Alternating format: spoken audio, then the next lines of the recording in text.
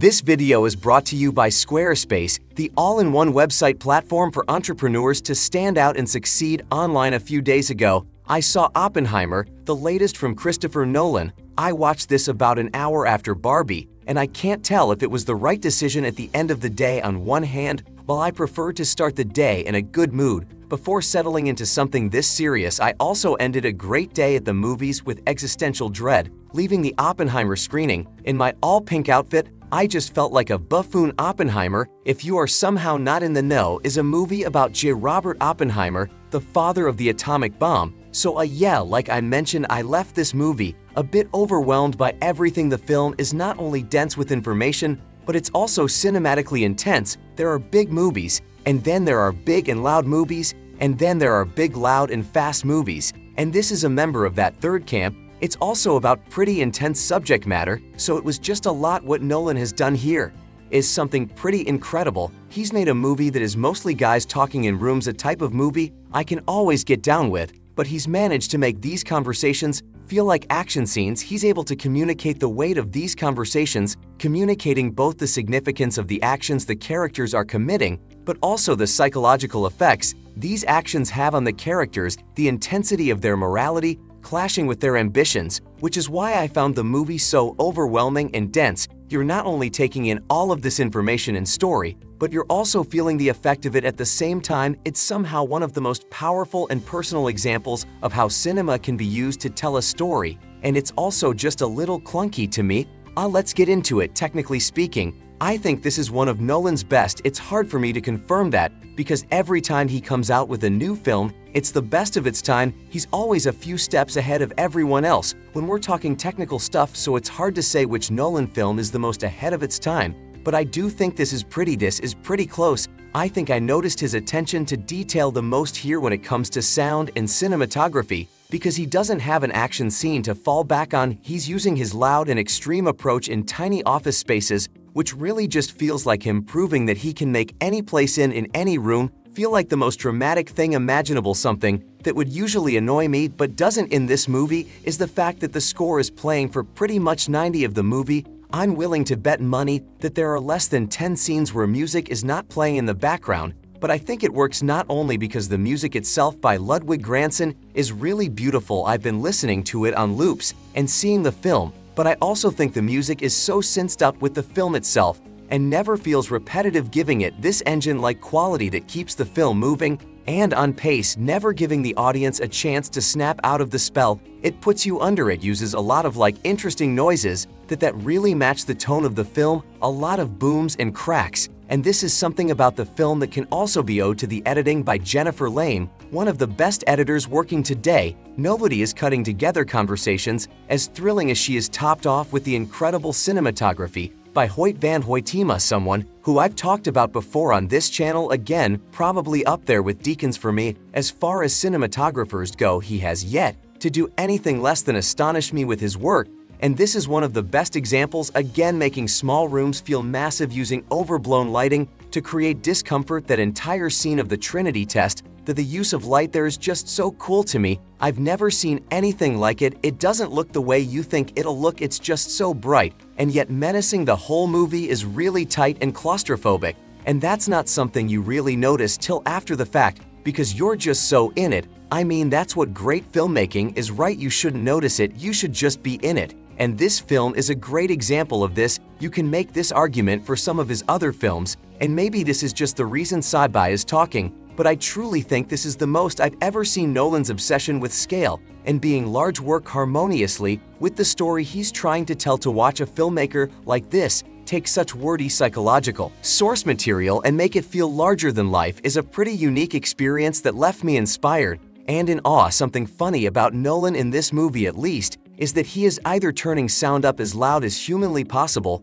or going completely silent. There's no in between with the sky. And again, I think that works. The volume only becomes noticeable in one scene when it literally starts peaking and gets a little fuzzy, an intentional choice that I didn't even know was allowed. But he's patient with how he builds into these louder, deafening scenes, which makes it so that by the time you're in it, it's too late to prepare, which only made the moments where he chooses to go completely silent that much more effective. You feel the regret and the existential dread on Cillian Murphy's face in that speech scene after the bombing when the voices disappear and it's just him in the harsh reality of the situation. That scene specifically is just really powerful stuff. It left me a bit shaky. A common complaint with Nolan's work is that it's confusing.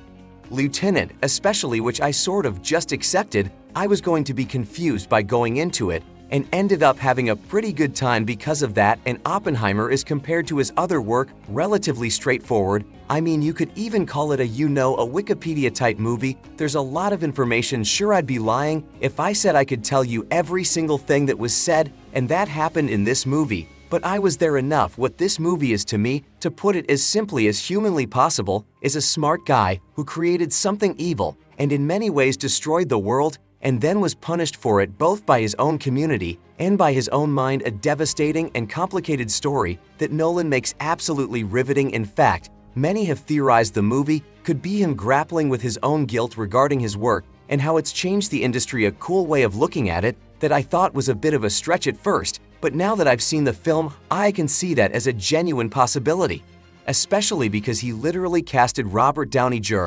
I don't think that was unthought of, which is to say this is the deepest Nolan has gone with a character, albeit it's the first real person he's made a movie about. By doing this extensive research, I think he got as close as he could with telling an entire life on film, which I think is seriously impressive, all of which rests on Cillian Murphy's performance, a committed and disturbing performance that might just be the best acting I've seen all year. I feel pretty confident in saying that his face is saying so much in every scene. It's really something special. I think we'll be talking about this one for a very long time. Everyone is great here. I do wish there was some more Florence Pugh. She steals the show as always. Benny Safdie is really amazing. I don't know why people aren't talking about him as much. Matt Damon delivers. Josh Pecca. Sure, Robert Downey Jr. was also really amazing. So glad to see him in something that isn't Marvel for the first time in forever. There are too many actors to talk about in one video, so I think I will just leave it there. Just really strong cast here. Clearly I really liked this movie,